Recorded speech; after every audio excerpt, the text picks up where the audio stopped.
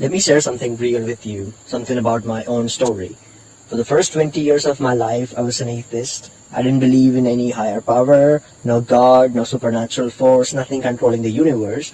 And honestly, even though I wasn't completely sure that was the version of reality I wanted to. Because if there was no God, then I could be the God of my own life. I could decide everything for myself.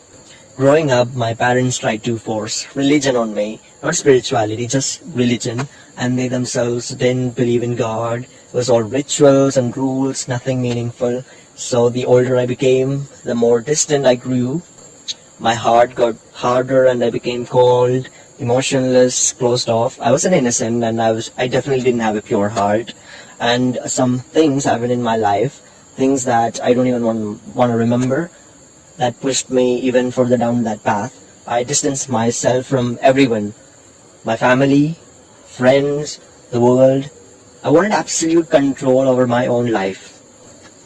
I wanted to be the one who decided my fate, and that slowly turned into pride, deep consuming pride.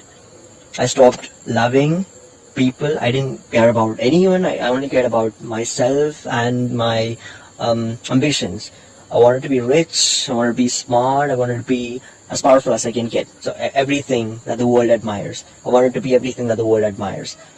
But to what end? I just didn't know.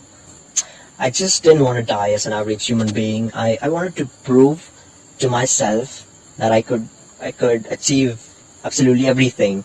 Even though deep down I wasn't happy, I wasn't content, and I knew where I was heading.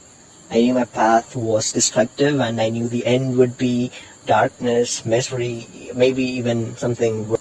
But I accepted it. I thought, this is who I am. I can't change who I am, right?